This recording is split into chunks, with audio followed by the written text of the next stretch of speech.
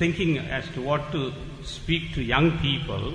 வாலிபர்களுக்கு என்ன சொல்லணும்னு சொல்லி நான் அப்படி யோசிச்சிட்டே இருந்தேன். But I couldn't find anything because whenever I think about young people, I only remember one verse.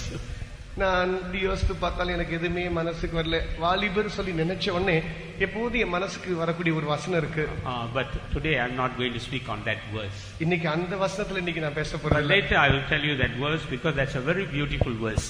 பிற்பாடு அந்த வசனம் என்னன்னு நான் உங்களுக்கு சொல்றேன். ஏன் தெரியுமா? அது அவ்வளவு அழகான ஒரு வார்த்தை. And that verse I have spoken in many places. அந்த வசனத்தை எடுத்து அநேக இடங்கள்ல நான் பேசி இருக்கிறேன். And that verse is not only in the Bible, it's in my heart also. அந்த வசனம் வேத புத்தகத்துல மாத்திரம் அல்ல, என் உள்ளத்துக்குள்ளே அப்படி தங்கி இருக்கு.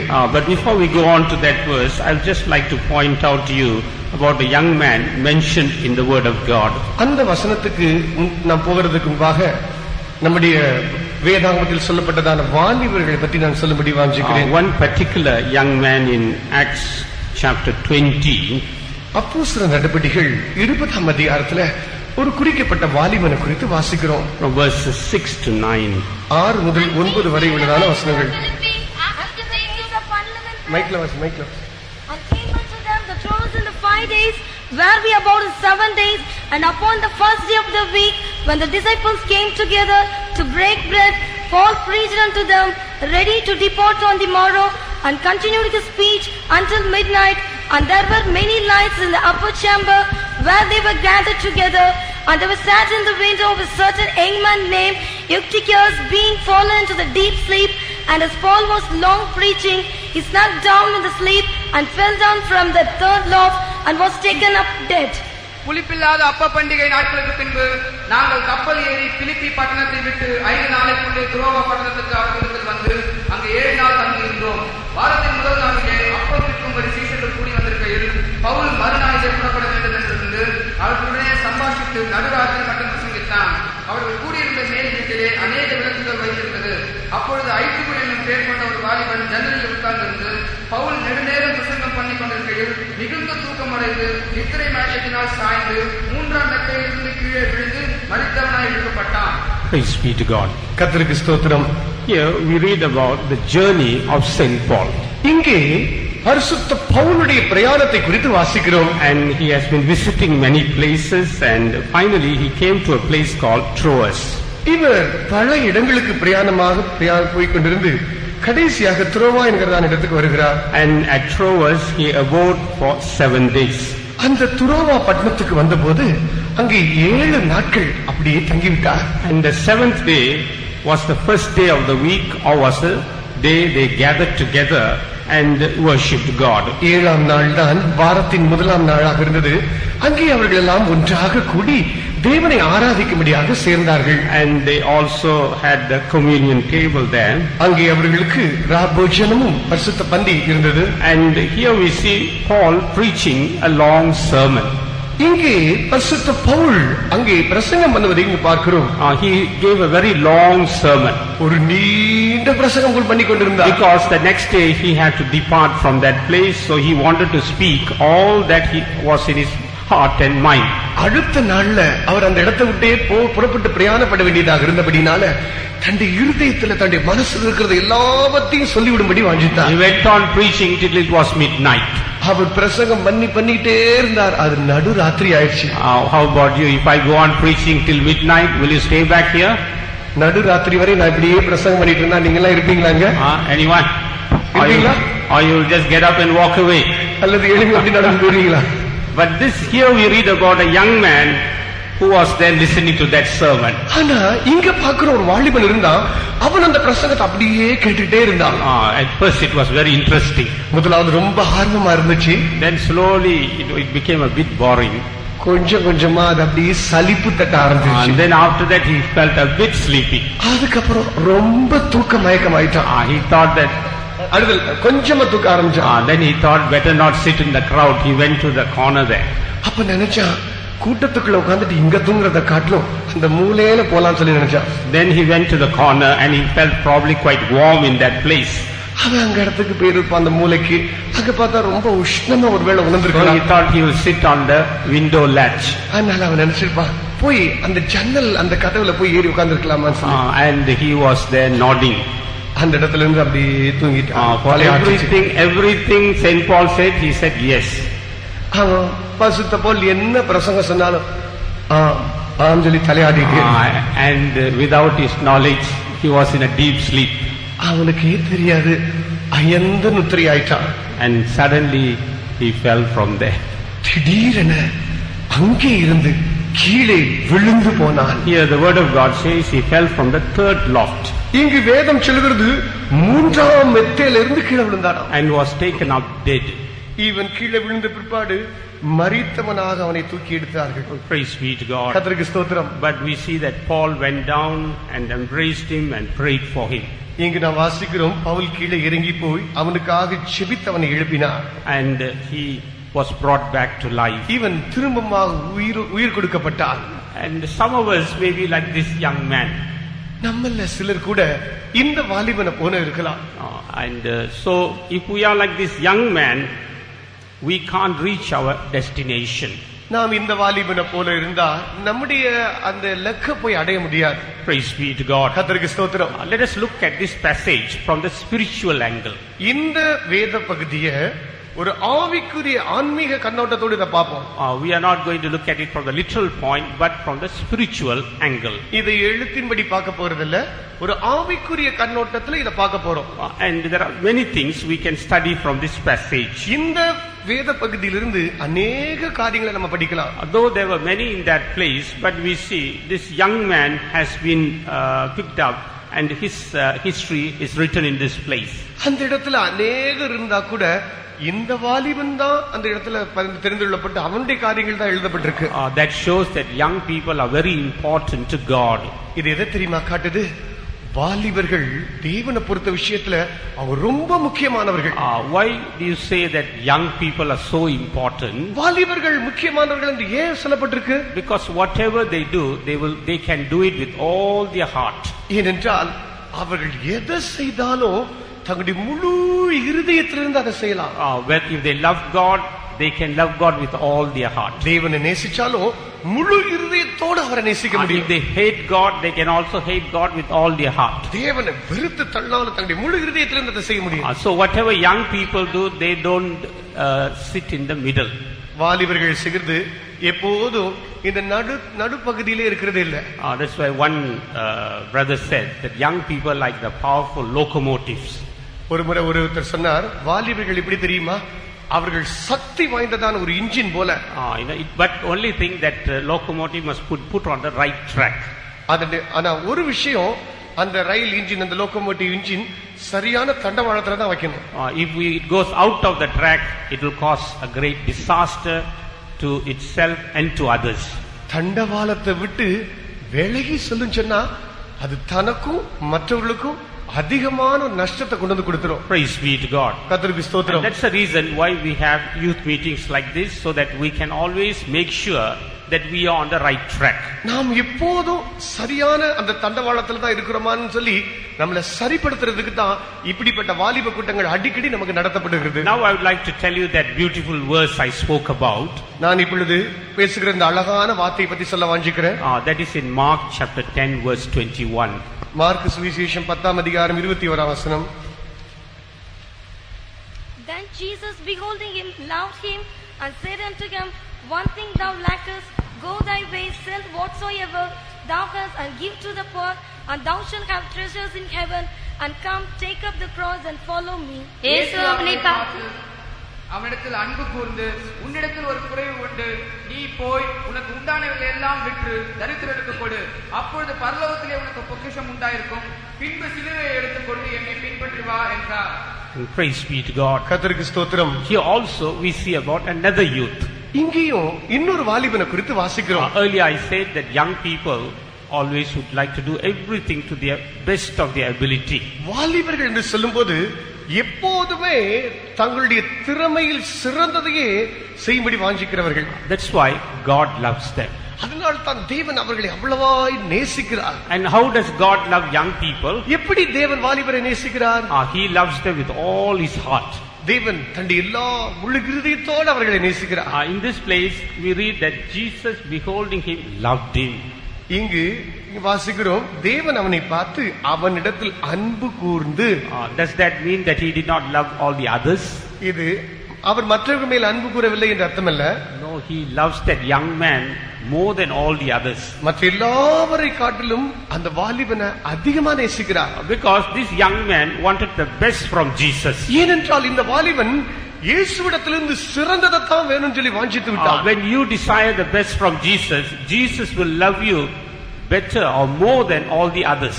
நீயும் கூட இயேசுவிடத்திலிருந்து சிறந்ததை நீ வாஞ்சிப்ப என்றால் உன்னையும் கூட ஆண்டவராக இயேசு கிறிஸ்து மற்ற எல்லாரை பார்க்கிலும் அதிகமாக நேசிப்பார். Here he wanted to know how he could receive eternal life. இங்கு இந்த வாலிபனோ நித்திய ஜீவனை தான் எப்படி அடைய வேண்டும் என்று வாஞ்சிக்கிறான். Then Jesus said, keep the commandments. அப்பொழுது இயேசு அவனை பார்த்து அந்த கற்பனைகளை எல்லாம் கைக்கொள் என்று சொல்கிறார். And he said, which commandments? எந்த கற்பனைகள் என்று கேட்கிறார். Then Jesus gives them some important commandments. தேவன் அப்பொழுது முக்கியமான சில கற்பனைகளை சொல்கிறார். Do not commit adultery, do not kill, do not steal, do not bear false witness, defraud not, honor thy father and mother. விபச்சாரம் செய்யாதிருப்பாயாக, கொலை செய்யாதிருப்பாயாக, களவு செய்யாதிருப்பாயாக, பொய் சாட்சி சொல்லாதிருப்பாயாக, நீ வஞ்சனை செய்யாதிருப்பாயாக என்று சொல்கிறார். Then the young man said, Master, all these things I have observed from my youth. அப்பொழுது இந்த வாலிபனோ அவரை பார்த்து, போதகரே, இவைகளை எல்லாம் என் சிறு வயது முதல் கொண்டு நான் கை கொண்டிருக்கிறேனே. When Jesus heard that, Jesus understood the love he had for God and God's things. இந்த வார்த்தையை இயேசு கேட்டபோது இவன் ஆண்டவர் பால், ஆண்டவருடைய ஜனத்தின் பால் கொண்டிருக்கிறதான அன்பை இன்னதென்று அவர் விளங்கிக் கொண்டார். Because he found that this young man had a great thirst for the things of God. ஏனென்றால் இந்த வாலிபன் தேவனுடைய காரியங்கள் நிமித்தம் அவ்வளவு அன்பு கொண்டவன் என்று அவர் கண்டார். Because when Jesus told him to keep the commandments, he said, I have been keeping all these commandments from my young age. இயேசு அவனை பார்த்து இந்த கற்பனைகளை எல்லாம் கைக்கொள்ள வேண்டும் என்று சொன்னபோது இவனோ, போதகரே, என் சிறு வயது முதற்கொண்டு இவைகளை எல்லாம் நான் கை கொண்டிருக்கிறேனே என்று பேசுகிறான். That means, Lord, what else should I do in order to receive that best from you? அதனுடைய அர்த்தம் என்ன தெரியுமா? உம்மிடத்தில் இருக்கிறதே அந்த சிறந்த காரியம், அதை பெற்றுக்கொள்வதற்கு இன்னும் என்ன ஐயா தேவை? And Jesus, that's why beholding him, loved him. ஆகவே தான் இயேசு அவனை பார்த்து அவன் மேல் அன்பு கூர்ந்தார். Praise be to God. கர்த்தருக்கு ஸ்தோத்திரம். This is not an ordinary love. இது ஒரு சாதாரண ஒரு அன்பல்ல. It is a very special love. அது விசேஷமான ஒரு அன்பு. Nobody else can enjoy this love. இந்த அன்பை வேறு யாருமே அனுபவிக்க முடியாது. Only a young person could enjoy this love from Jesus. ஒரு வாலிபன் மாத்திரம்தான் ஆண்டவராகிய இயேசு கிறிஸ்துவிடத்திலிருந்து இந்த அன்பை அனுபவிக்க முடியும். And I am able to say this because I was able to taste that love of Jesus. நான் இது ஏன் இப்படி சொல்றேன் தெரியுமா? இந்த இயேசுவின் அன்பை நானும் கூட ருசித்து அறிவதற்கு எதுவாக எனக்கு வாய்ப்பு இருந்தது. I was trying to keep the commandments and live according to whatever I knew. நான் எனக்கு தெரிஞ்ச அளவுக்கெல்லாம் பிரமாணத்தை அப்படியே கடைபிடித்து செய்ய நான் வாஞ்சித்து செஞ்சேன். I was trying to keep the commandments until so much so I even went to the extent of hurting my parents.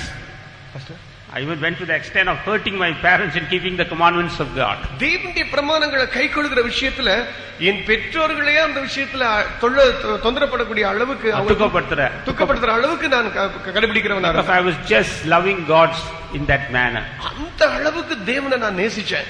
When God saw that, then he also loved me. அதை தேவன் கண்டபோது அவரும் என்னை நேசித்தார். When Jesus loved him, there we see Jesus demanding certain things from him. இயேசு இவ்விதமாக நேசித்த போது அவனிடத்திலிருந்து சில காரியங்கள் வேண்டும் என்று கேட்கிறார். And that's why Jesus told him, one thing thou lackest. ஆகவே இங்கு சொல்கிறார் இயேசு அவனை பார்த்து, உன்னிடத்தில் ஒரு குறைவு உண்டு.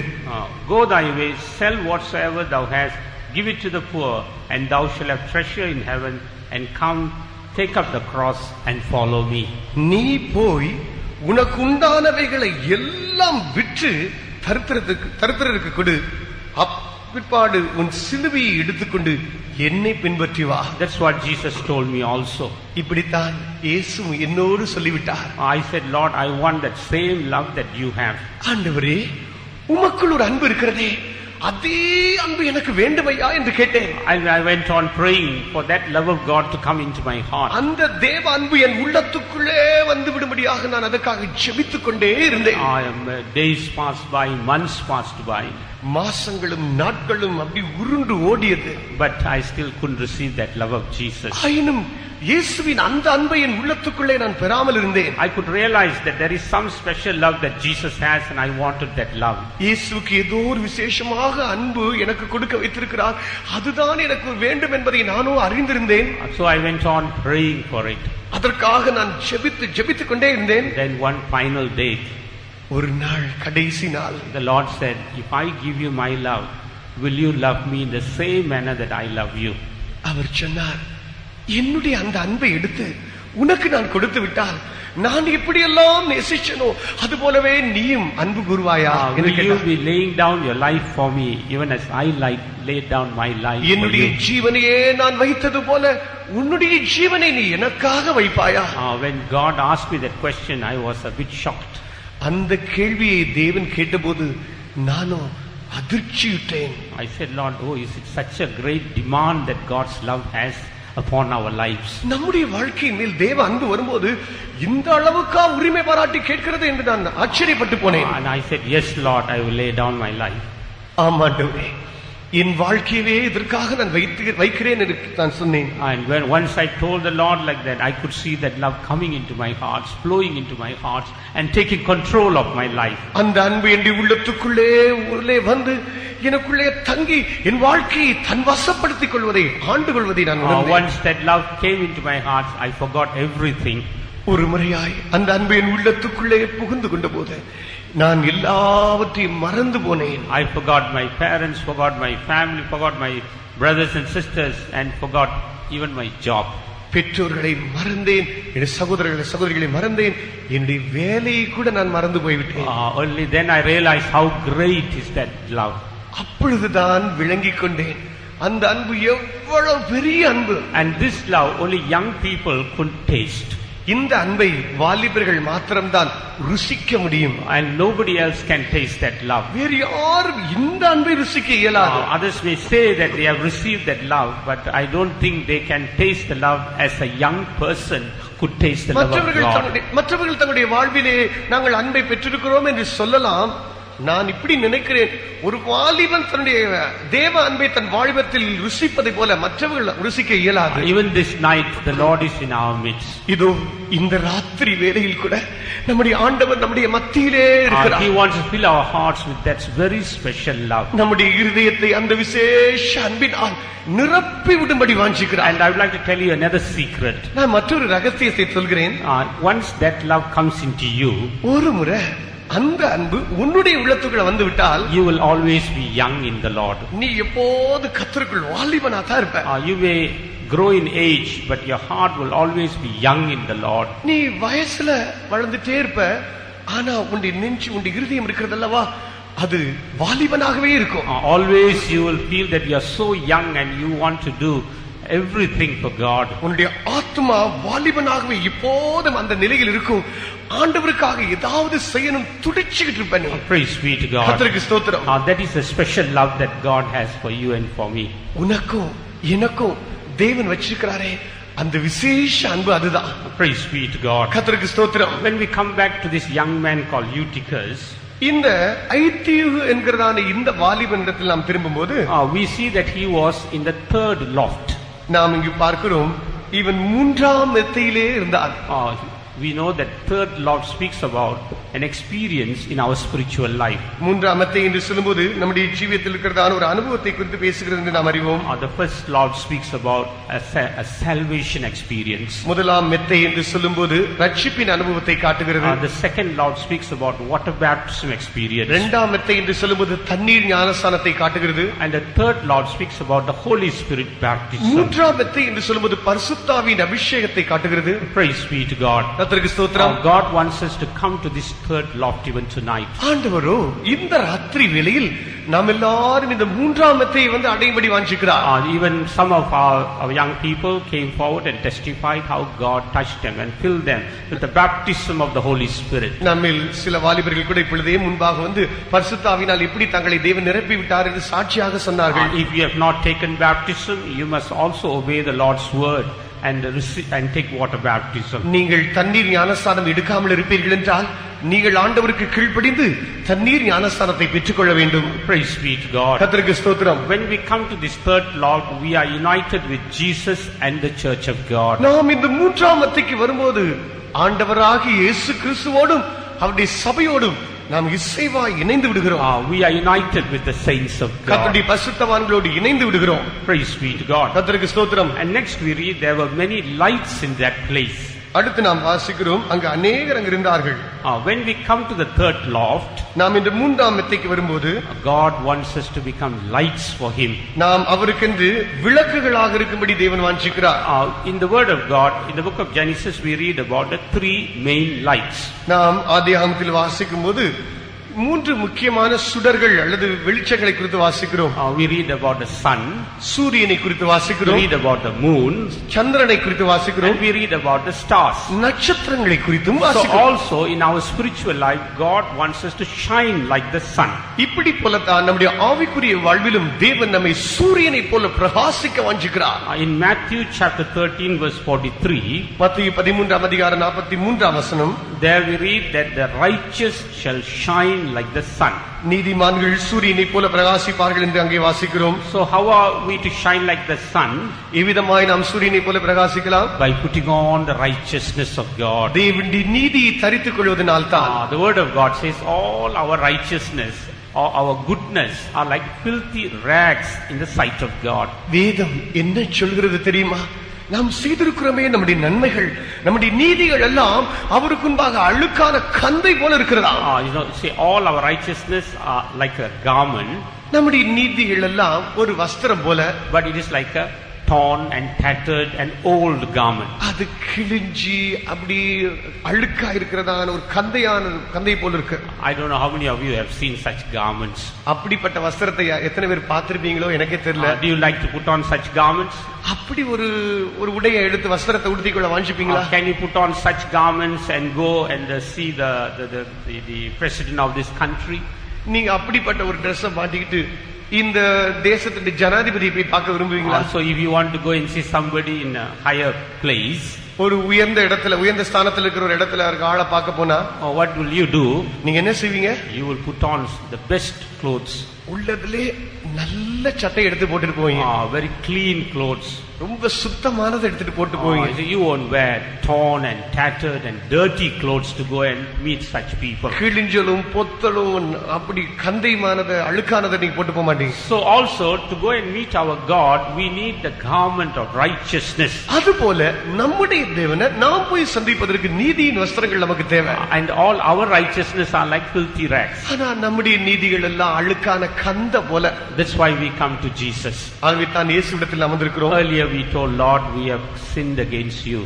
ஆண்டவரே உமக்கு விரோதமாக நாங்கள் பாவம் செய்து விட்டோம் என்று சொன்னோம். And we confessed our sins to the Lord. நம்முடைய பாவங்கள் எல்லாம் ஆண்டவரிடத்தில் அறிக்கை செய்தோம். And the Lord washed us with his precious blood. நம்மை அவருடைய விலையேறப்பட்ட இரத்தத்தினாலே ஆண்டவர் கழுவி சுத்தம் பண்ணி விட்டார். And he has clothed us with his righteousness. அவருடைய நீதியினால் நம்மை உடுத்தி விட்டார். Praise be to God. கர்த்தருக்கு ஸ்தோத்திரம். This manner, when we obey God's word, we get the righteousness of God. இப்படிப்பட்ட விதங்களில் தேவனுக்கு கீழ்ப்படியும் போது தேவ நீதியை நாம் பெறலாம். When we receive the baptism of the Holy Spirit, a different level of righteousness comes to us. பரிசுத்தாவியின் ஞானஸ்நானத்தை நாம் பெறும்போது ஒரு வேறுபட்டதான ஒரு வித்தியாசமான ஒரு ஆவி நீதியை நாம் பெறுகிறோம். When we receive the baptism of the Holy Spirit, what happens? நாம் பரிசுத்தாவியின் அபிஷேகத்தை பெறும்போது என்ன நடக்கிறது? In English, I think it's in Ephesians 2:6, we read that we are made to sit together with Jesus in heavenly places. எபேசியர் 2ஆம் அதிகாரம் தமிழ்ல 7ஆம் வசனம், நாம் கிறிஸ்துவுடனே எழுப்பப்பட்டு அவரோடு கூட உன்னதங்களிலே உட்கார செய்யப்பட்டிருக்கிறோம். Earlier we saw about meeting the president of the country. முன்னே எப்படி ஒரு தேசத்தின் ஜனாதிபதியை சந்திக்கிறது என்று நாம் கண்டோம். Now next is, after going there, not everybody is allowed to sit with him. அங்கே நீ ஜனாதிபதியை பார்க்க போயிரலாம், போன எல்லாரும் அவரோட உட்கார்றதுக்கு இடம் கொடுக்க மாட்டாங்க. And even if you are allowed to sit, there is a position. Who can sit in which row, which place, which chair, everything is nominated. அப்படியே உட்கார்றதுக்கு இடம் கொடுத்தாலும் யாரு எந்த வரிசையில எந்த நாற்காலியில எங்க உட்காருங்கிற ஒரு இடம் கொடுக்கப்படும். So to sit with Jesus is no ordinary blessing. இயேசுவோட உட்கார்றதுங்கிறது சாதாரண ஒரு விஷயம் அல்ல. We have to receive the righteousness of God. தேவனுடைய நீதியவே நாம் பெறணும். For that only God fills us with the Holy Spirit. அதற்காகத்தான் தேவன் நம்மை பரிசுத்த ஆவியினால் நம்மை நிரப்பி விடுகிறார். When we receive the Holy Spirit, that righteousness makes us ready to sit with Jesus. நாம் பரிசுத்த ஆவியை பெறும்போது அந்த நீதி நம்மை இயேசுவோடு உட்கார நமக்கு செய்கிறது. Praise be to God. கர்த்தருக்கு ஸ்தோத்திரம். In this manner we must shine like the sun for the Lord. இப்படிப்பட்டதான தரப்புகளிலே நாம் தேவனுக்கு சூரியனை போல பிரகாசிக்க வேண்டும். And when we obey God's word, that itself is a righteousness. தேவனுடைய வசனத்துக்கு நாம் கீழ்ப்படியும் போது அதுவே ஒரு நீதியாக இருக்கிறது. So the word of God says, as many as of us who have taken baptism have put on Jesus. வேதம் சொல்கிறது கிறிஸ்து இயேசுவுக்குள் ஞானஸ்நானம் பெற்றவர்கள் எத்தனை பேர்களும் அத்தனை பேரும் அவரை தரித்துக் கொண்டிருக்கிறார்கள் என்று. We are just putting Jesus as like a garment. நாம் இயேசுவையே ஒரு உடுப்பை போல உடுத்திக் கொள்கிறோம். Praise be to God. கர்த்தருக்கு ஸ்தோத்திரம். Once there was a young person. ஒரு முறை வாலிபனாக இருந்தபோது there was a young person. ஒரு வாலிபன் இருந்தான். He had taken baptism. அவன் தண்ணீர் ஞானஸ்நானம் எடுத்து விட்டான். But he was his clothing was quite not appropriate for a child of God. அவனுடைய வஸ்திரமோ ஒரு தேவனுடைய பிள்ளைக்கு ஏற்ற உகந்ததான ஒரு வெண்மையாக இல்லை. Therefore the parents tried to correct him. ஆகவே அவனுடைய பெற்றோர்கள் அவனை சரிப்படுத்தினார்கள். They tried to correct him. அவனை சரிப்படுத்துவதற்கு முயற்சித்தார்கள். But he would not correct himself. ஆனா அவன் தன்னை சரிப்படுத்திக் கொள்ளவில்லை. And that young man got very angry. அந்த வாலிபனுக்கு அவ்வளவு கோபம் வந்துருச்சு. So he came to me. அவன் என்கிட்ட வந்தான். He said, Pastor, is it wrong for me to dress like this? Pastor, இப்படிலாம் நான் உடுத்துறது தப்பா? Is there any Bible verse like that? இதுக்கு ஆதாரமா ஏதாவது பைபிள் வசனம் இருக்கா? Then I was thinking, Lord, what should I tell this young man? அப்பொழுது நான் இப்படி யோசித்தேன், இந்த வாலிபனுக்கு நான் என்ன சொல்றது ஆண்டவரே? Then the Lord showed me that verse. அப்பொழுது கர்த்தர் அந்த வசனத்தை காண்பித்தார். I asked him, have you taken baptism? நான் கேட்டேன், நீ தண்ணீர் ஞானஸ்நானம் எடுத்திருக்கியா? He said, yes. ஆம் என்று சொன்னார். The word of God says, those who have taken baptism have put on Christ. வேதம் சொல்கிறது, ஞானஸ்நானம் பெற்றதானவர்கள் கிறிஸ்து இயேசுவையே தரித்திருக்கிறார்கள். So when others see them, they don't see that person, but they see only Christ in them. மற்றவர்கள் அந்த குறிக்கப்பட்ட நபரை பார்க்கும்போது கிறிஸ்துவையே காணக்கூடிய இடத்தில் இருக்க வேண்டும். So I said, say, if Christ was in your position, do you think you will dress like this? கிறிஸ்து ஓ இடத்துல உன்னுடைய ஸ்தானத்தில் இருந்தா நீ உடுத்துற மாதிரி உடுத்த மாட்டார்னு நான் நினைக்கிறேன். Do you think that Christ will be found in a cinema hall? கிறிஸ்து இயேசு சினிமா சாலைக்குள்ள சினிமா கொட்டைக்குள்ள இருக்கிறத நீ பார்க்க முடியுமா? Tomorrow if somebody sees you in the cinema hall, they say, Christ in the cinema hall. உன்னை யாராவது ஒரு சினிமா கொட்டைக்குள்ள பார்க்கும்போது, ஓ கிறிஸ்து cinema கொட்டையில வந்திருக்காரு சொல்ல முடியுமா? If somebody sees you in some drinking place, some toddy shop, say, Christ in the toddy shop. யாராவது உன்னை மதுபான கடையில பார்த்தா, ஐயோ கிறிஸ்து மதுபான கடைக்கு வந்திருக்கிறாரு, சாராய கடைக்கு வந்திருக்காரு சொல்ல முடியுமா? Christ will be found there. கிறிஸ்து அப்படி காண முடியுமா? Christ won't be there. கிறிஸ்து அப்படி இருக்க மாட்டார். When we take baptism, we are being clothed with Jesus. நாம் தண்ணீர் ஞானஸ்நானம் எடுக்கும்போது கிறிஸ்துவையே ஒரு வஸ்திரம் போல தரித்துக் கொள்கிறோம். He becomes our righteousness. அவர் நம்முடைய நீதியாக மாறி விடுகிறார். He wants to reveal his righteousness through us. தமது நீதியை நமது ஊடாய் அவர் வெளிப்படுத்தும்படி வாஞ்சிக்கிறார். Praise be to God. கர்த்தருக்கு ஸ்தோத்திரம். So we have to shine through like a sun. நாம் ஒரு சூரியனை போல பிரகாசிக்க வேண்டும். We must reveal the righteousness of God. தேவ நீதியை நாம் வெளிப்படுத்த வேண்டும். Praise be to God. கர்த்தருக்கு ஸ்தோத்திரம். Next we see we have to shine like the moon. அடுத்து சந்திரனை போல பிரகாசிக்க வேண்டும் என்று பார்க்கிறோம். What does moon represent? சந்திரன் என்றால் அர்த்தம் என்ன? I think we all have heard a lot of studies. உங்களுக்கு அநேக வேத பாடங்கள் கேள்விப்பட்டிருப்பீர்கள். So moon speaks about the grace of God. சந்திரன் என்று சொல்லும்போது தேவ கிருபையை காட்டுகிறது. We must be filled with the grace of God. தேவ கிருபையால் நீங்கள் நிரப்பப்பட வேண்டும். Who can receive God's grace? யார் தேவனுடைய கிருபையை பெற முடியும்? Those who humble themselves. தங்களை தாழ்த்துகிறவர்கள். Those who think that they are the least. தாங்கள் தான் மிகவும் சின்னவர்கள் என்று யோசிக்கிறார்கள். Then we see God's grace will come upon them. தேவ கிருபை அவர்கள் மேல் வந்து இறங்கும். So we all have to shine like the moon in these days. இந்த நாட்களில் நாம் சந்திரனை போல பிரகாசிக்க வேண்டும். If we have God's grace, we can we need not be worried about anything. தேவனுடைய கிருபை நம்மேல் இருக்கும் என்று சொன்னாலும் எதை குறித்து கவலைப்பட வேண்டிய அவசியம் இல்லை. Just now that sister came and testified that she could not even she was not that bold enough to speak or to with people. சற்று முன்பே ஒரு வாலிப பிள்ளை வந்து சாட்சி சொன்னாலே அவளுக்கு பேசுறதுக்கு கூட தைரியமே இருக்காது. But now God has filled her with grace to speak. இப்பொழுதோ இங்க வந்து பேசுறதுக்கே கிருபை ஆண்டவர் கொடுத்து விட்டார். I used to be even worse than that. நான் அதை காட்டிலும் மோசமா இருந்த ஒரு ஆள் தான். But I could write a little bit. ஆனா கொஞ்சம் எழுத எனக்கு முடியும். But if you ask me to speak, that's the end. என்ன பேச சொன்னா அவ்வளவுதான் முடிஞ்சு போச்சு. So once it happened that my teacher saw that I wrote a little better than others. என்னுடைய வகுப்பு ஆசிரியர் மற்றவரை காட்டிலும் சற்று மற்றவரை காட்டிலும் சுமாரா எழுதுவதை நான் பார்த்தபோது So she thought that I will make a very good orator. அவங்க நினைச்சிட்டாங்க இவன் நல்ல வாக்கு சாமர்த்தியம் உள்ள ஒரு ஆளுன்னு So நினைச்சாங்க. once she put my name for a speech competition. ஒரு முறை எனக்கு பேச்சு போட்டியில என்னுடைய பேரை போட்டுட்டாங்க. But when I went there, I just stood there dumb and came back. அங்க போய் நின்ன போது அப்படி வாய் அடைச்சு அப்படி நின்னுட்டு ரூம போல நின்று அப்படி வந்துட்டேன். You see, so that was my state. அப்படித்தான் என் நிலைமையில இருந்துச்சு. And not only that, even before I could speak one sentence, I would stammer a lot. ஒரு வார்த்தை சொல்றதுக்கு முன்னாலே அப்படி திக்கி திக்கி திக்கி அப்படி உளறிடுவேன். So that was my state. அப்படித்தான் என்னுடைய நிலைமை So இருந்துச்சு. I never ever thought that I would speak the word of God. கர்த்தருடைய வசனத்தை எடுத்து இப்படி எல்லாம் பேசுவேன்னு நான் யோசித்து கூட பார்க்கல. But when God's grace came upon me, தேவ கிருபை என் மேல் வந்து அமர்ந்த போது then without my knowledge I started speaking. என்னையே அறியாம நான் பேச ஆரம்பிச்சிட்டேன். See, God's grace can do wonders in our life.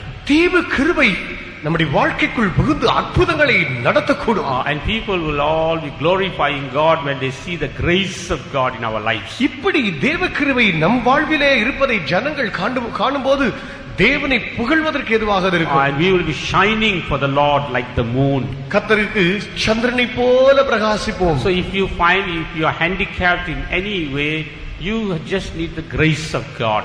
உங்களுக்கு ஏதாவது விஷயங்களில் உங்களால் இயலாதவர்களாக உணர்வீர்கள் என்றால் தேவ கிருபையை அதில் பெற்றுக்கொள்ளுங்கள். Praise be to God. கர்த்தருக்கு ஸ்தோத்திரம். And next we see we have to shine like the stars. அடுத்து நாம் நட்சத்திரங்களைப் போல பிரகாசிக்க வேண்டும் என்று பார்க்கிறோம்.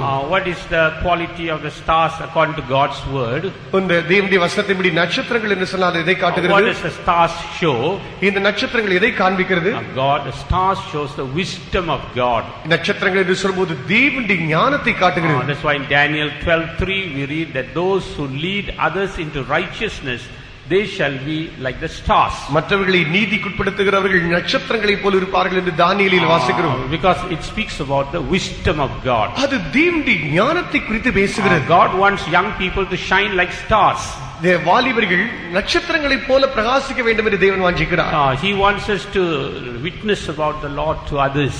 கர்த்தரை பற்றி மற்றவர்களுக்கு சாட்சி கொடுக்க வேண்டும் என்று அவர் வாஞ்சிக்கிறார். When I first came to our church, முத நம்முடைய சபைக்கு நான் வந்தபோது we didn't have many servants of God. அப்பொழுது அநேக கர்த்தருடைய ஊழியர்கள் இல்லை. There was only one old pastor. ஒரு வயதான பாஸ்டர் தான் இருந்தார். And there were only two sisters. கொஞ்சம் சகோதரிமார்கள் இருந்தார்கள். இரண்டு சகோதரிமார்கள் இருந்தார்கள். So you see, so they couldn't do much work. அவர்கள் அதிகமான வேலை செய்ய முடியாது. So what we were the ones, we have went on witnessing to others about the Lord. நாங்கள் தான் மற்றவர்களுக்கு போய் கர்த்தரை பற்றி சாட்சி சொல்லி வருவோம். Every young person we brought another person to the church. ஒவ்வொரு வாலிபரும் வெளியே போய் சபைக்கு இன்னொரு வாலிபரை கொண்டு வருவோம். That was about 32 years back. 32 வருஷங்களுக்கு முன்பே நடந்தது. And some of them whom we brought, they are still there. They have become old and older than me, some of them. அப்படிப்பட்டவர்கள் கொண்டு வரப்பட்டவர்கள் இன்னும் அங்கு சபையில் இருக்கிறார்கள். என்னை விட வயதில் முதிர்ந்தவர்கள் கூட அப்படி இருக்கிறார்கள். Praise be to God. கர்த்தருக்கு ஸ்தோத்திரம். So we have to shine like stars. நாம் நட்சத்திரங்களைப் போல பிரகாசிக்க வேண்டும். We may not have the ability. நமக்கு ஒருவேளை திறமை இல்லாம இருக்கலாம். But God gives the wisdom. கர்த்தரோ ஞானத்தை நமக்கு அருள் செய்கிறார். See, that is the beauty in God. When we come to God, He gives us the wisdom we need. தேவனுக்குள் இருக்கிற அழகு தெரியுமா? நாம் அவரிடத்தில் வந்து சேரும்போது நமக்கு தேவையான ஞானத்தை எடுத்து அவர் கொடுத்து விடுகிறார். We may not have that wisdom, but God is able to give us that wisdom. நமக்கு ஞானமே இல்லாமல் இருக்கலாம், ஆனால் அவர் ஞானத்தை கொடுத்து விடுகிறார். So as young people, we must shine for the Lord. வாலிபர்கள் நீங்கள் கர்த்தருக்கென்று பிரகாசிக்க வேண்டும். That's why God has brought us into His church. இது நிமித்தமாகத்தான் தேவன் தமது சபைக்கு உங்களை கொண்டு வந்திருக்கிறார். Praise be to God. கர்த்தருக்கு ஸ்தோத்திரம். And I could go on speaking many things here. இப்படி அநேக காரியங்களை உங்களுக்கு சொல்லிட்டே நாங்க இருக்கலாம். And here we see this young man was sitting on the window. இங்க நான் வாசிக்கிறோம், இந்த வாலிபன் ஜன்னலில் மேல் உட்கார்ந்திருப்பதை வாசிக்கிறோம். What does this window show? இந்த ஜன்னல் என்று சொல்லும்போது எதை காட்டுகிறது? I will just give 3 points about this window. இந்த ஜன்னலை குறித்து 3 காரியங்களை குறித்து நான் சொல்கிறேன். First we read about a window in Joshua chapter 12 verse 18. யோசுவாவின் புத்தகம் 12ஆம் அதிகாரம் 18ஆம் வசனத்தில் முதலாவது ஜன்னலை குறித்து வாசிக்கிறோம். There we read about the window in Rahab's house. இந்த ராகாபின் வீட்டில் இருக்கிற ஜன்னலை குறித்து வாசிக்கிறோம். And what she did, she tied a scarlet rope, a thread in that நாம் window. வாசிக்கிறோம், இவ்வளவு சிவப்பான அந்த இரத்தாம்பரமான அந்த நூலை கட்டிவிட்டால். And why did she tie that scarlet color rope or thread? ஏன் இவள் இந்த சிவப்பு நிறமான நூலை அங்கு கட்டினாள்? What does scarlet thread show? இந்த இரத்தாம்பர நிறமான இது Any young people, scarlet, what does it show in our spiritual life? இந்த இரத்தாம்பரமான இந்த சிவப்பான நிறம் வாலிபராகி நமக்கு எதை காட்டுகிறது? It shows our redemption. இது நம்முடைய மீட்பை காட்டுகிறது. Jesus has redeemed us from sin. ஆண்டவராகிய இயேசு கிறிஸ்து நம்மை பாவத்திலிருந்து மீட்டுக் He கொண்டார். has redeemed us from sickness. வியாதிகளிலிருந்து நம்மை மீட்டுக் He கொண்டார். has redeemed us from the world. அந்த உலகத்திலிருந்து நம்மை மீட்டுக் கொண்டார். And finally he is going to redeem this body also and take us to that new Jerusalem and Zion. கடைசியாக இந்த சரீரத்தை மீட்டுக் கொண்டு நம்மை புதிய எருசலேம் சீயோனுக்கு கொண்டு போய் சேர்க்க போகிறார். So that's why this lady tied that scarlet color rope there. இங்கே இந்த இரத்தாம்பரமான சிவப்பு நூலை இவள் அந்த ஜன்னலிலே கட்டுகிறாள். And what is that? Whenever she sees that red or the scarlet color rope, what does it show? எப்பொழுதெல்லாம் இந்த சிவப்பு நூலை பார்க்கிறாரோ அதை எதை காட்டுகிறது? Oh, that Joshua is coming soon. இந்த யோசுவா சீக்கிரம் வந்து விடுவார். He is going to come and take me away. இவர் வந்து என்னை சீக்கிரமாக எடுத்துக்கொண்டு At போவார். the same time he is going to destroy this whole Jericho. அதே நேரத்தில் இந்த முழு எரிகோவை இவர் அழித்து விட போகிறார். But he is going to take me away to a safe place. இவரோ என்னை எடுத்து என்னை இன்னொரு இடத்துக்கு கொண்டு போக போகிறார். This speaks about the hope of the redemption that is waiting for us. நமக்காக வைக்கப்பட்டிருக்கிறதான அந்த மீட்பின் நம்பிக்கையை காட்டுகிறது. We are going to be redeemed. நாம் மீட்கப்பட போகிறோம். We are going to be redeemed at the secret coming of the Lord. நாம் கர்த்தருடைய வருகையில் ரகசிய வருகையில் மீட்டுக் கொள்ளப்பட போகிறோம். And those who don't go in that secret coming, they are all going to be destroyed like the people of Jericho. அந்த ரகசியமான அந்த வருகையில் எடுத்துக் கொள்ளப்படுகிறவர்கள் இந்த எரிகோவில் அழிக்கப்பட்டது போல அழிக்கப்பட போகிறார்கள். But as for us, we have got a hope. ஆனால் நம்மை பொறுத்த விஷயத்தில் நமக்கோ நம்பிக்கை உண்டு. We must always keep that scarlet colored rope or thread hanging there. எப்போதும் அந்த சிவப்பான நூல் அங்கே தொங்குவதை நாம் பார்த்துக் கொள்ள வேண்டும். Praise be to God. கர்த்தருக்கு ஸ்தோத்திரம். In 2 Kings 13 chapter verse 17 we read about another window. 2 ராஜாக்கள் 13ஆம் அதிகாரம் 17ஆம் வசனம். 13ஆம் அதிகாரம் 17ஆம் வசனம். There we see another window. அங்கு மற்றொரு ஜன்னலை குறித்து வாசிக்கிறோம். There the prophet Elisha tells the king to shoot an arrow through that window. இங்கே அகசியா அவர்தான் தீர்க்கதரிசி அந்த ஜன்னல் வழியாக ஒரு அம்பை ஈயும்படியாக சொல்கிறார். And he calls it the arrow of deliverance. இது விடுதலையின் அம்பு என்று அழைக்கப்படுகிறது. What does arrow show? இந்த அம்பு எதை காட்டுகிறது? Arrow shows our word. இந்த அம்பு என்று சொல்லும்போது நம்முடைய வார்த்தையை காட்டுகிறது. It shows the power in our word. நம்முடைய வார்த்தையில் இருக்கிற வல்லமையை காட்டுகிறது. God has given every one of us power in our word. தேவனோ நம்முடைய வார்த்தையில் வல்லமையை கொடுத்திருக்கிறார். And we must use that power. அந்த வல்லமையை உபயோகப்படுத்த வேண்டும். Against the enemy we must use that power. சத்துருக்களுக்கு விரோதமாக அந்த வல்லமையை எடுத்து உபயோகிக்க வேண்டும். Sometimes the enemy will come and tell us, no, you can't live this life. சில நேரங்களில் பிசாசு வந்து சொல்லுவான், உன்னால இந்த வாழ்க்கை செய்ய முடியாது. You can't live for long, maybe 1 or 2 years you'll be all right, but afterward you'll go back to your old state. ஒரு வருஷம் 2 வருஷம் வேணா நீ இருப்ப, அதுக்கு அப்புறம் திருப்பி பழைய இடத்துக்கு நீ திரும்பிடுவே அவன் சொல்லிட்டு போவான். See your friend, he went to the church, but now you see where he is. அங்க பாரு உன்னுடைய நண்பன், அவன் தானே அந்த சபைக்கு போனா இப்ப எங்க இருக்கிறான் பாரு. But what must you do? நீ என்ன செய்ய வேண்டும்? You must take that arrow. நீ அந்த அம்பை எடுக்க வேண்டும். That is the word of power. அது வல்லமையின் வார்த்தை. The God has given this word of power. கர்த்தர் நமக்கு வல்லமையின் வார்த்தை It is also called the word of confession. அது அறிக்கையின் வார்த்தை. அறிக்கையின் வார்த்தையாயிருக்கிறது. That's why the word of God says that word is in our mouth, in our tongue. அந்த வார்த்தை நம்முடைய வாயிலும் நம்முடைய நாவில் இருக்கிறது வேதம் சொல்கிறது. We must go on confessing. நாம் அதை தொடர்ந்து அறிக்கை செய்து கொண்டிருக்க வேண்டும். That I will conquer. நான் ஜெயிப்பேன். Through Jesus I will conquer. ஆண்டவராகிய இயேசு கிறிஸ்துவினால் நான் ஜெயிப்பேன். It is the arrow of deliverance. அது விடுதலையின் அம்பாய் இருக்கிறது. It is the arrow of victory. ஜெயத்தின் அன்பாக இருக்கிறது. God is going to keep us in victory throughout our lifetime. நம்முடைய ஜீவிய காலமெல்லாம் கர்த்தர் நம்மை ஜெயத்திலே வைக்க போகிறார். Praise be to God. கர்த்தருக்கு ஸ்தோத்திரம். And another window, மற்றொரு ஜன்னல், in Daniel chapter 6 verse 10, தானியேலின் புத்தகம் 6ஆம் அதிகாரம் 10ஆம் வசனம். There we see that Daniel opened the windows towards Jerusalem. இங்கே வாசிக்கிறோம், தானியேல் இந்த தன்னுடைய பலகணிகளை ஜன்னலை எருசலேமுக்கு நேராக திறந்து வைத்தான். And he prayed towards Jerusalem. அவனோ எருசலேமை நோக்கி ஜெபம் பண்ணினான். Praise be to God. கர்த்தருக்கு ஸ்தோத்திரம். Here Jerusalem speaks about the inheritance that God has for us. எருசலேம் என்று சொல்லும்போது தேவன் நமக்காக வைத்திருக்கிற சுதந்திரத்தை காட்டுகிறது. In Jerusalem we see Zion. இந்த எருசலேமில் தான் சீயோன் இருக்கிறது. We must make sure where we are called. If we are called for Zion, we must always keep that window open.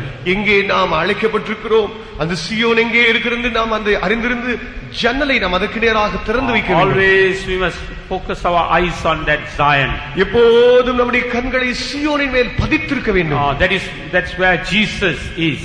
அங்கேதான் இயேசு இருக்கிறார். He is king in Zion. அவர் சீயோனில் ராஜாவாக இருக்கிறார். He is the lamb of God in Zion. அவர் சீயோனில் ஆட்டுக்குட்டியாக இருக்கிறார். And he is inviting many to follow him to Zion. அவர் அநேகர் அவரை பின்பற்றி சீயோனுக்கு வரும்படி அழைக்கிறார். We must keep our windows open. நாம் நம்முடைய ஜன்னலை திறந்து வைக்க வேண்டும். If God has given you a thought about Zion, கர்த்தர் உங்களுக்கு சீயோனை பற்றி அழைப்பு கொடுத்தால், if he has given you a thought about Zion, சீயோனை குறித்து சிந்தை கொடுத்தால், don't lose that thought. இந்த சிந்தை இழந்து போக கூடாது. Keep that windows open. அந்த ஜன்னலை திறந்து விடுங்கள்.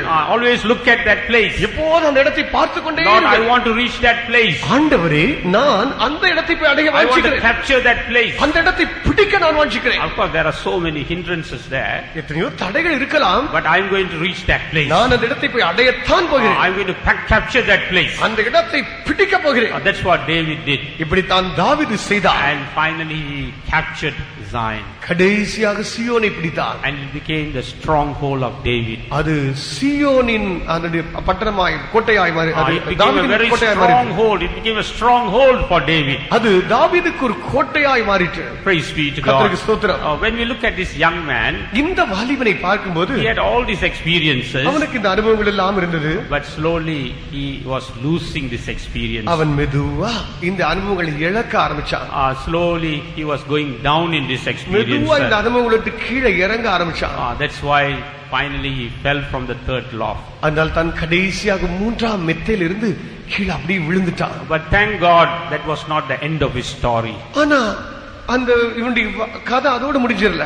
But there we see saints of God prayed for him. அங்கே கர்த்தருடைய பரிசுத்தவான் வந்து அவனுக்காக ஜெபம் பண்ணினார். Saint Paul prayed for him. பரிசுத்த பவுல் அவனுக்காக ஜெபம் பண்ணினார். And he came back to life. அவனோ உயிரோடு உயிர் பெற்றான். Do you know what's the meaning of that name Eutychus?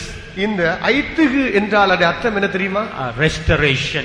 அது திரும்பி சேர்க்கப்படுதல். God wants to restore everything that you have lost. நீ இழந்து போயிருக்கிறல எல்லாத்தையும் கர்த்தர் திரும்பி கொடுக்கும்படி You வாஞ்சிக்கிறார். had the desire about Zion long ago and you have lost it. God wants to restore it again. சீயோனை குறித்த வாஞ்சை உனக்கு முன்னே இருந்தது, அது இழந்து போயிருக்கியா? கர்த்தர் அதை திரும்பி கொடுக்க வாஞ்சிக்கிறார். If you are shining like the sun, moon and star, you have lost it. God wants to restore it again. சூரியனை போல, சந்திரனை போல, நட்சத்திரங்களை போல முன்னே பிரகாசித்து இருந்து அதை இழந்து போயிருக்கியா? கர்த்தர் உனக்கு அதை திரும்பி கொடுக்க If வாஞ்சிக்கிறார். you have lost the scarlet thread, God wants to restore it. அந்த சிவப்பு நூலை நீ இழந்து போனா அதை உனக்கு கொடுக்க ஆண்டவர் வாஞ்சிக்கிறார். If you have lost that word of confession, God wants to restore it. நீ விடுதலையாக்குகிறதா ரட்சிப்பின் வார்த்தையை நீ இழந்திருப்பே என்றால் அதை கர்த்தர் கொடுக்க வாஞ்சிக்கிறார். If you have lost the vision of the place that God has for you, God wants to restore it. உனக்கு தேவன் வைத்திருக்கிற இடத்தை குறித்த தரிசனத்தை இழந்திருப்பாய் என்றால் கர்த்தர் அதை உனக்கு திரும்ப கொடுக்க வாஞ்சிக்கிறார். Praise be to God. கர்த்தருக்கு ஸ்தோத்திரம். I can go on speaking on this particular chapter for a few hours. இந்த குறிக்கப்பட்ட அதிகாரத்தை குறித்து கொஞ்சம் மணி நேரம் அப்படி பேசிட்டே But I இருக்கலாம். think you will all go to sleep like this Eutychus. நீங்களும் இந்த ஐத்துக்கு போல தூங்கிடுவீங்கன்னு நினைக்கிறேன். But I just like to say a few things and then conclude. ஆனா ஒரு சின்ன கொஞ்சம் காரியத்தை சொல்லி அப்படி முடிச்சிடுறேன். In this place was a place called Troas. இந்த இடம் துரோவா என்கிற இடம். And this Troas was a very important place. இந்த துரோவா என்கிறதான இடம் ரொம்ப முக்கியமான இடம். Because Saint Paul did many things in this place. ஏனென்றால் பரிசுத்த பவுல் இந்த இடத்துல அநேக காரியங்களை செஞ்சார். But tonight I would like to tell you what he has left at Troas for you and for me. இந்த துரோவா என்று சொல்லும்போது உங்களுக்கும் எனக்கும் எதை சொல்லுதுன்னு சொல்லி நான் சொல்லும்படி வாஞ்சிக்கிறேன். He has left certain things. He is dead and gone, but he has left certain things at Troas for you and for me. அந்த பவுலோ அவசியத்தை அப்படி போயிட்டார். ஆனா உங்களுக்காக எனக்காக அந்த துரோவால சில இடத்தை வச்சுட்டு போயிருக்காரு. What are the things he has left behind? அந்த வச்சுட்டு போனது என்ன? In 2 Timothy 4th chapter, 2 தீமோத்தேயு 4ஆம் அதிகாரம், in verse 13 we read he has left certain books, certain parchments and a cloak. இங்க நாம் வாசிக்கிறோம், அவர் அங்கே எங்க வாசிக்கிறோம், துரோவா பட்டணத்தில் இருக்கிற கார்ப்பு என்பவர் வசத்தில் நான் வைத்து வந்த மேலங்கியையும் புஸ்தகங்களையும் விசேஷமாக தோல் சுருள்களையும் நீ வருகிற போது எடுத்துக்கொண்டு வா. So there are some cloaks. He has left a cloak there, books there, parchments there. இங்கே துரோவாவிலே மேலங்கியும் புஸ்தகங்களையும் விசேஷமாய் தோல் சுருள்களையும் வைத்திருக்கிறார். What does that cloak show? இந்த மேலங்கி எதை காட்டுகிறது? The zeal that he had for God. கர்த்தருக்கென்று அவர் வைத்திருந்த வைராக்கியம். Many saints have come to Troas and they have taken that zeal and worked for God. அநேகர் இந்த துரோவா இடத்துக்கு வந்து கர்த்தருக்கென்று இருக்கிற வைராக்கியத்தை எடுத்து கிரியை செய்தார்கள். And now they have left it there and gone to heaven. அவர்கள் அதை எல்லாம் அங்கு வைத்துவிட்டு பரலோகத்துக்கு சென்று விட்டார்கள். Now tonight God is bringing us to Troas. கர்த்தர் இந்த ராத்திரி வேளையில் நம்மை துரோவாவுக்கு கொண்டு Let us take that cloak and put it on. அந்த மேலங்கி எடுத்து நாம் உடுத்திக் கொள்வோம். Let us all work for the Lord like Saint Paul and other saints of God. பவுலை போல மற்ற பரிசுத்தவான்களைப் போல கர்த்தருக்காக நாம் கிரியை நடப்பிப்போம். Praise be to God. கர்த்தருக்கு ஸ்தோத்திரம். And there are also some books there. அங்கு சில புத்தகங்கள் இருக்கிறது. What does this book show? இந்த புத்தகங்கள் எதை காட்டுகிறது? The truths of the saints of God, truths of the apostles. இது அப்போஸ்தலர்கள் பரிசுத்தவான்களுடைய சத்தியங்களை காட்டுகிறது. Let us take those books also. அந்த புத்தகங்களை நாம் எடுத்துக்கொள்வோம். And let us contend for that truth of God. அந்த தேவனுடைய சத்தியத்துக்காக போராடுவோம். Praise be to God. கர்த்தருக்கு ஸ்தோத்திரம். And thirdly there are some parchments. அடுத்து மூன்றாவது சில தோற் சுருள்கள். What are these parchments? இந்த தோற் சுருள்கள் எதை காட்டுகிறது? This speaks about the hedges for us. அவர்கள் நமக்காக எத்தனையோ எல்லைக்குறிகளை வைத்திருக்கிறார். Sometimes we get so tired. நம்ம சில நேரங்களில் ரொம்ப களைச்சு போயிடலாம். You see, we cannot go there because there is a boundary there. நம்ம அங்க போக முடியாது. ஏன்னா நம்ம அங்க ஒரு எல்லை இருக்கு. We go there, there is another mark there. இங்க போனா இங்க ஒரு எல்லை இருக்கு. It is so difficult. You can't go there, can't go here, do this and do that. இங்க போக முடியாது, அங்க போக முடியாது, எங்க பார்த்தாலும் ஒரு அடைப்பு. But these are all the parchments that the saints of God have left it for us. இதெல்லாம் கர்த்தருடைய பரிசுத்தவான்கள் நமக்காக வச்ச தோல் சுருள்கள். And we have to follow those hedges. நாம் இந்த தோல் சுருள்களை நாம் எல்லாரும் பின்பற்ற வேண்டும். We must not remove those hedges. அந்த அடைப்புகளை நாம் எடுத்து போடக்கூடாது. That's why our chief pastor shared with us that if we remove the hedges, the serpent will bite us. அதனால் தான் நம்முடைய தலைமை பாஸ்டர் நம்மோடு கூட பகிர்ந்து கொள்ளும்போது அடைப்பை பிடுங்கினால் பாம்பு கடிக்கும் என்று சொன்னார். He quoted from I think Ecclesiastes chapter 10 or 11. You all go and search for yourself. பிரசங்கியில் அது இருக்கிறது, நீங்கள் போய் அதை தேடி வாசித்துக் கொள்ளுங்கள். See, if we remove the hedge, the serpent will bite. அடைப்பை பிடுங்கினால் பாம்பு கடிக்கும். Therefore we have to observe the hedges the saints of God have kept for கர்த்தருடைய us. பரிசுத்தவான்கள் வைத்திருக்கிற அடைப்பை நாம் சரியாய் பார்த்துக் கொள்ள வேண்டும். And one more important thing in Troas, மற்றொரு காரியம் முக்கியமானது இந்த துரோவாவில், when Saint Paul was there, பரிசுத்த பவுல் அங்கு இருந்தபோது God gave him a vision கர்த்தர் அவருக்கு தரிசனத்தை கொடுத்தார். and told him, you go to Macedonia நீ மசிதோனியாவுக்கு போ, and go and preach the word of God there. கர்த்தருடைய வசனத்தை எடுத்து நீ அங்கே பிரசங்கம் பண்ணு. When you come to Troas, God will speak to you. நீ துரோவாவுக்கு வருவாய் என்றால் ஆண்டவரே உன்னோடு He பேசுவார். will say, go and speak to that person. நீ அந்த ஆள்கிட்ட போய் பேசு அவர் You go சொல்லுவார். and give a track in that area. நீ அந்த இடத்தில் போய் துண்டு பிரதி கொடு. And the Lord will bring many souls. கர்த்தர் ஏராளம் ஆத்துமாக்களை கொண்டு Saint வருவார். Paul was able to win many souls at Macedonia. பரிசுத்த பவுல் இந்த மக்கதோனியாவில் அநேக ஆத்துமாக்களை சந்திப்பதற்கு எதுவாகிறது. Praise be to God. கர்த்தருக்கு ஸ்தோத்திரம். So let us all come to Troas tonight. நாம் இந்த ராத்திரி வேளையில் துரோவாவுக்கு வருவோம். Shall we all surrender our lives? நாம் எல்லாரும் நம்முடைய வாழ்க்கையை ஒப்பு கொடுப்போம். Shall we all let us be on our knees. நாம் எல்லாரும் முழங்கால் படியிடுவோம். Let us surrender our lives to the Lord. நாம் எல்லாரும் நம்முடைய ஜீவியத்தை எடுத்து கர்த்தருக்கு ஒப்பு கொடுப்போம். Lord, I have been like Eutychus at times. ஆண்டவரே, நான் அந்த ஐத்திகை போல இருக்கிறேன். Sometimes I am sitting just on the fence. சில வேளைகளில் நான் அந்த வேலி மேலே போய் உட்காருகிறேன். I am unable to decide whether to fall on this side or to fall on that side. இந்த இடத்துல விழுவனோ அங்கிட்டு விழுவனோங்கிறதானதே எனக்கு ஒரு நிச்சயம் இல்லாம இருக்கு. Sometimes I want to please you, sometimes I want to please myself. சில நேரங்கள்ல என்ன பிரியப்படுத்த வாஞ்சிக்கிறேன், சில நேரங்கள்ல உண்மை பிரியப்படுத்த வாஞ்சிக்கிறேன். Sometimes I want to please my friends, sometimes I want to please Jesus. சில நேரங்கள்ல இயேசுவே உம்மை பிரியப்படுத்த வாஞ்சிக்கிற, சில நண்பர்களை பிரியப்படுத்த But வாஞ்சிக்கிறேன். tonight, Lord, I want to make the right decision. ஆண்டவரே, இந்த ராத்திரியில் சரியான தீர்மானத்தை எடுத்து விடுகிறேன் ஐயா. I want to be all out for you. ஆண்டவரே, எல்லாம் உமக்காய் என்று நான் புறப்பட I வாஞ்சிக்கிறேன். want that love that you gave that young man. அந்த வாலிபனுக்கு கொடுத்தீரே அந்த அன்பு எனக்கு கூட வேண்டும் அப்பா. That young man rejected that love. அந்த வாலிபனோ அந்த அன்பை புறக்கணித்து But போட்டான். that same love Jesus is giving you அதே tonight. அன்பை எடுத்து இயேசு உனக்கு கொடுக்க வாஞ்சிக்கிறார். Open your heart right now. உன்னுடைய உள்ளத்தை இப்பொழுது திறந்து Lord, விடு. give me that love of Jesus. இயேசுவின் அன்பை பெற்றுக்கொள். That special love, I want it, Lord. ஆண்டவரே, அந்த விசேஷ அன்பு எனக்கு வேண்டும். Where I could love you 100% with my heart. 100% என் உள்ளத்தோடு உம்மை நேசிக்க I don't want to give any percent to anyone. எந்த ஒரு பகுதி யாருக்கு கொடுக்க நான் வாஞ்சிக்கவில்லை. I want to give my heart, everything to you. ஆண்டவரே, என் உள்ளத்துக்குள் உள்ள எல்லாவற்றையும் உமக்கு கொடுத்து விட வாஞ்சிக்கிறேன் ஐயா. Open our hearts. நம்முடைய உள்ளத்தை திறப்போம். Hallelujah. The Lord is pouring out His love. ஆண்டவரே, உம்முடைய அன்பை நமக்கு ஊற்று. The Lord is pouring out His love. கர்த்தர் தமது அன்பை நமக்குள் ஊற்றுகிறார். Receive the love of God. தேவனுடைய அன்பை பெற்றுக்கொள்ளுங்கள். Receive the love of God. தேவனுடைய அன்பை பெற்றுக்கொள்ளுங்கள். Receive the love of God. தேவனுடைய அன்பை பெற்றுக்கொள்ளுங்கள். Hallelujah. Hallelujah. Hallelujah. Hallelujah. Hallelujah, hallelujah, hallelujah, hallelujah, hallelujah. Rabalana bakara balana bashabalana balana bakasyar. Adito yachiva devanme dennullate tangumate. Adito yachiva devanme dennullate tangumate. Yeshuவின் தாரா அன்பிலே அன்பில் ரட்சை கண்ட ஆகுவா. இயேசுவின் தாரா அன்பிலே அன்பில் ரட்சை கண்ட ஆகுவா. அது தூய தேவ தேவ அன்பே என்னுள்ளத்தில் தங்கும் அன்பே. அது தூய தேவ தேவ அன்பே என்னுள்ளத்தில் தங்கும் அன்பே. அது தூய தேவ தேவ அன்பே என்னுள்ளத்தில் தங்கும் அன்பே. அது தூய தேவ தேவ அன்பே என்னுள்ளத்தில் தங்கும் அன்பே.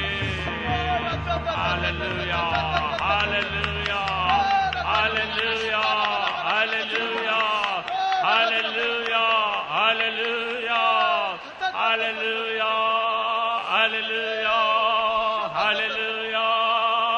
Rabalana bakara balana balana balana balana. Hallelujah, hallelujah. இயேசு எப்படி உற்று பார்த்தாரோ அதுபோல உன்னையும் இயேசு இப்பொழுது நோக்கி பார்க்கிறார். Hallelujah. Amen. He's looking at you right now. அவர் இப்பொழுதே உன்னை நோக்கி பார்க்கிறார். He's telling the same thing that he told that young man. அந்த வாலிபனை பார்த்து சொன்னாரே அதே காரியத்தை அவர் இப்பொழுது சொல்லுகிறார். He says, I love you with a special love. விசேஷ அன்பினாலே நான் உன்னை நேசிக்கிறேன். A love that I have not given to others, I want to give it to you. Hallelujah. மற்றவர்களை நேசித்த அதே அன்பை நான் உனக்கு கொடுக்கும்படி வாஞ்சிக்கிறேன். A love that I did not give to others, I want to give to you. மற்றவர்களுக்கு கொடுக்காதிருக்கிற அந்த அன்பை எடுத்து இதோ உனக்கு நான் கொடுக்கும்படி வாஞ்சிக்கிறேன். Hallelujah, hallelujah, hallelujah, hallelujah, hallelujah, hallelujah, hallelujah, hallelujah, hallelujah, hallelujah.